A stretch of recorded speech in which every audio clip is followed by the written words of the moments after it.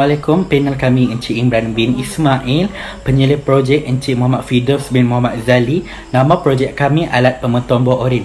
Saya Muhammad Haikal Hari Iqbal bin Khairul Rizal, nombor matrik 10 DTP 18F1037. Assalamualaikum, nama saya Nur Syafiqah binti Ramli, nombor matrik saya 10 DTP 18F1030. Assalamualaikum warahmatullahi wabarakatuh. Nama saya Nusyairah binti Raji'i. Nombor matrik saya 10 DTP 18F1033. Assalamualaikum warahmatullahi wabarakatuh. Nama saya Nasha binti Ramli. Nombor kad matrik saya 10 DTP 18F1054. Saya akan menerangkan tentang pengenalan alat pemotongan buah oren. Alat pemotongan buah oren hanya boleh memotong buah oren sahaja berdasarkan kajian kami, kerana kami mengambil ataupun memfokus terhadap buah oren. Contohnya daripada saiz buah oren yang untuk mampu mengukur lilit diameter memuatkan buah oren sahaja. Selain itu, kegunaan alat pemotongan buah oren adalah untuk memotong buah oren kepada 6 bahagian, kerana untuk menjadikan saiz oren lebih kecil dan memperoleh jumlah yang banyak dalam setiap pemotongan. Seterusnya, alat pemotongan buah oren menggunakan bahan stainless steel supaya tahan karat. Bahan yang menggunakan tahan karat akan menyebabkan produk kita tahan lebih lama. Seterusnya, alat pemotongan buah oren menggunakan bahan stainless steel.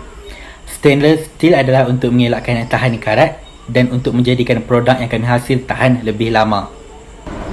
Saya pula akan menceritakan tentang penyata masalah kepada projek yang bakal kami ciptakan ini. Isu yang pertama adalah isu kecederaan. Mesin ini dicipta bertujuan bagi mengurangkan risiko kecederaan ketika pemotongan buah dilakukan.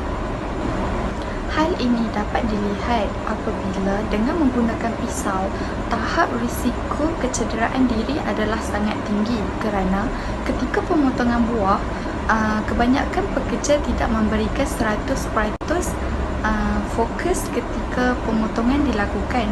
Oleh itu, kecederaan kemungkinan tinggi akan berlaku. Poin yang kedua, selain itu, dengan menggunakan pisau, ia akan melambatkan proses pemotongan buah kerana ia perlu dipotong satu persatu. Akan tetapi, dengan menggunakan mesin yang bakal diciptakan ini, para pekerja dapat menggunakan mesin ini dengan meletakkan 3 biji buah sekaligus dan hasil pemotongan mendapat bentuk yang sama dengan menggunakan sebilah pisau. Dan poin yang terakhir daripada saya adalah pihak catering dapat mengurangkan pengambilan tenaga pekerja, kerana dengan menggunakan mesin ini, pihak catering dapat menjimatkan kos pengeluaran kepada pihak pekerja dan ianya dapat menjimatkan masa pemotongan buah oren. Dalam tajuk alat pemotongan buah ini, saya akan menerangkan tentang objektif, di mana objektif yang pertama ialah mempercepatkan proses pemotongan buah, di mana proses ini tidak memerlukan tenaga pekerja yang ramai dan ia dapat digunakan dengan memasukkan 3 biji oren sekaligus untuk mempercepatkan proses. Poin yang kedua ialah mengurangkan tenaga kerja dan dapat menjimatkan masa, di mana ia tidak memerlukan pekerja yang ramai untuk proses pemotongan buah ini. Poin yang terakhir ialah kurangnya risiko kecederaan, kerana dengan adanya alat pemotongan buah ini, pekerja tidak memerlukan lagi pisau untuk memotong buah oren itu satu persatu. Skop bagi projek ini ialah alat ini hanya boleh memotong buah oren sahaja kerana ia memang dihaskan untuk saiz buah oren, iaitu saiz buah oren balancer. Alat ini juga hanya boleh memotong maksimum 3 biji buah oren dalam satu masa.